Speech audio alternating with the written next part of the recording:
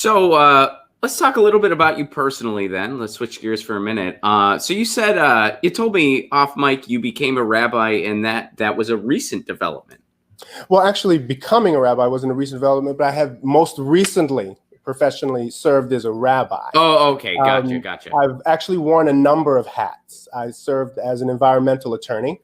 I've been an educator, which of course lends itself well to having served on a board of education. I was an educational administrator as well. So I've served in a number of different capacities that I think speak well to the kind of challenges that we are facing, because having dealt with environmental issues as an activist, having dealt with the educational system and the ways that it fails so many people in this country, particularly through the rampant environmental racism that leaves minorities behind in this country, I can say that I have addressed that and faced that firsthand, both from the school district management end of it, as well as an educator.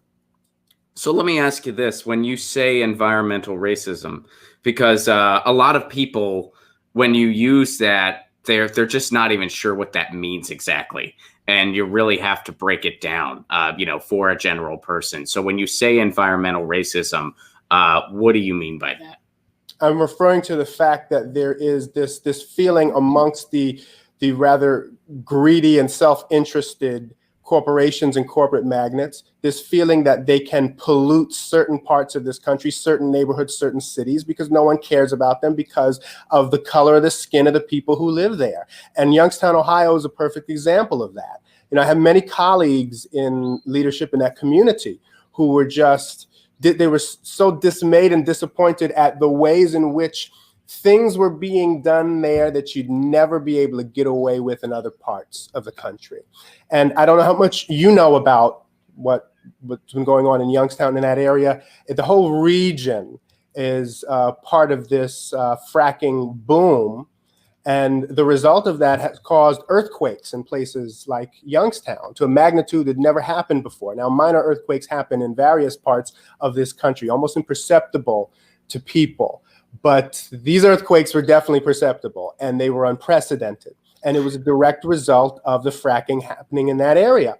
And having seen that, and having seen the massive amount of money put behind supporting the fracking in that community, they put obscene sums behind glossy mailers sent to every home saying, you must support this because otherwise these out-of-staters, these rabble-rousers who are trying to get rid of fracking are going to kill your jobs. And I knew that wasn't true, because I knew the people behind the effort to end it. They were my neighbors. They were my friends. They just didn't want this in their backyard, and they had a right to. And I decided to be very active and vocal about that because it mattered to me and to my neighbors. Environmental racism is real. Educational racism, where they basically allow school districts, majority minority school districts, to fester an educational failure so they can send in corporate contractors who thrive off of the failure, that only make money when they're failing.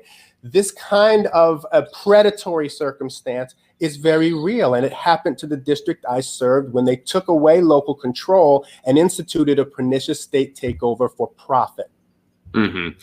Yeah, no, and I do know, I do have some firsthand experience with what you're talking about. I'm from Pittsburgh originally. Yep. And, I say, even still, when you see, because when I went to graduate school in Pittsburgh, and I did a media ecology study just on the entire fracking industry.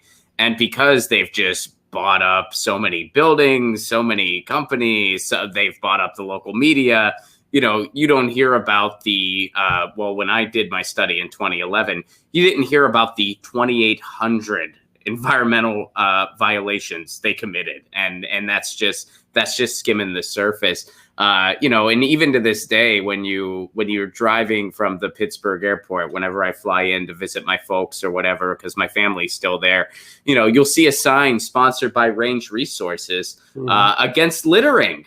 Range Resources, they care about the environment. They don't want you to litter, which I always say, having Range Resources, having an anti-littering sign, that's like Joe Biden having a sign against catcalling or something like that. But so, yeah, I'm familiar with what you're talking about. And so are you from Youngstown originally? I'm originally from Newark and Jersey City, New Jersey. Life for me started out in Newark, New Jersey in the projects. Most of my childhood was just across the river in Jersey City. And we're talking about two communities that when I was a kid, I lived in rather slum-like circumstances. Jersey City, definitely. It's now very much a bedroom community for Manhattan. It took many decades of real estate speculation, but it certainly wasn't that when I was a kid. Okay. So how'd you end up in Youngstown? What happened there? Well, I did what, in effect, my father did. My father decided that he didn't want to live in the projects anymore and bought what was a rundown home in Jersey City, New Jersey, and lovingly renovated it. And decades passed, and of course, as I mentioned, the neighborhood changed. But I decided at one point to move to Youngstown, Ohio, and to buy a home in an area where there are, unfortunately, many, many abandoned homes. The story of Youngstown is very much tied to the wind down of the steel industry there. Yeah. A lot of people left, just abandoned their homes, and there are neighborhoods that are just dotted with those abandoned homes and with urban blight. I bought a home on the south side, lovingly renovated it, and got very much active and engaged in my community. I created a nonprofit, the Sixth Ward Citizens Coalition, to improve quality of life on the south side, which is one of the hardest hit neighborhoods of Youngstown in terms of crime and blight. And that was part of how I got engaged later on in the school board. Because for me, as someone whose personal come up was education, I saw everything around me in Jersey and said, how do you get out of this? How do you move past what you're seeing around you? And for me, the answer was keeping my head in a book. I worked my way through that into Princeton, through 3 law degrees. And so what was readily apparent to me was the fact that— Why do you need 3 of them? Well, I did a joint U.S.-Canada law program because I wanted to hedge my bets and be able to practice on both sides of the border. So I have a Canadian degree and an American degree. And then I decided to go back for a master's in law at Wayne State in labor and employment law. And I'm very glad that I did, because it informs very much my activism and the work that I do on behalf of workers' rights. It was also very helpful in the Board of Education in a managerial sense. So how is like a master's in law different than just like a JD or like a law degree?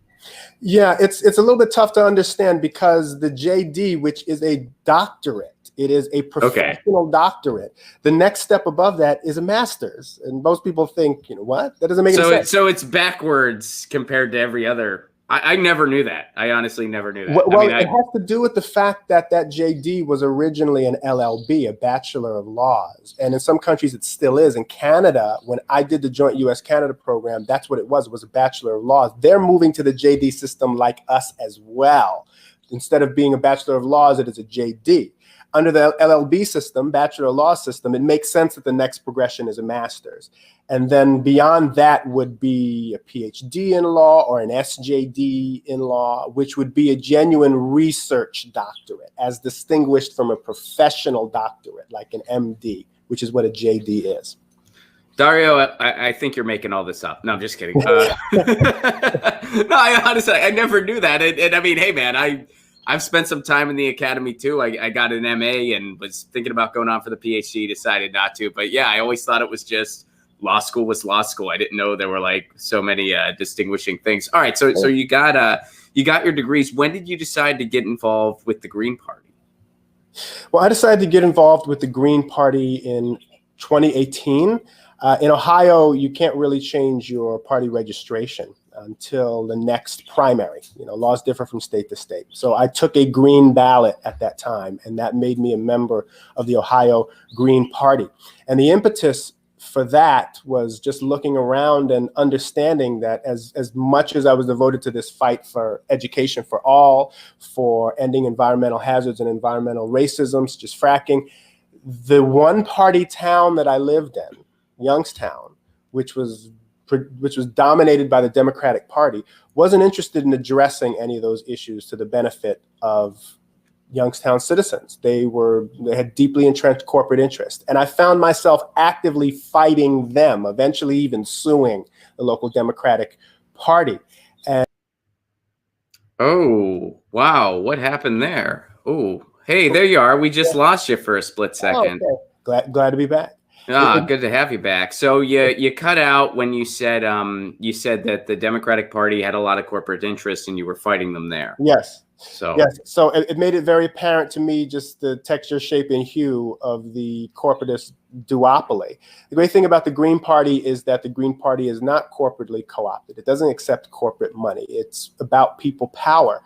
And the values that the Green Party advances, I believe strongly that most Americans agree with. If you have a conversation with most Americans about the direction this country is taking and where it should be headed, they, for the most part, agree with the values that we're putting forward because they are people-centered. And it's something that people don't see much in the politics that we're witnessing around us, especially in the midst of this crisis that we're in right now.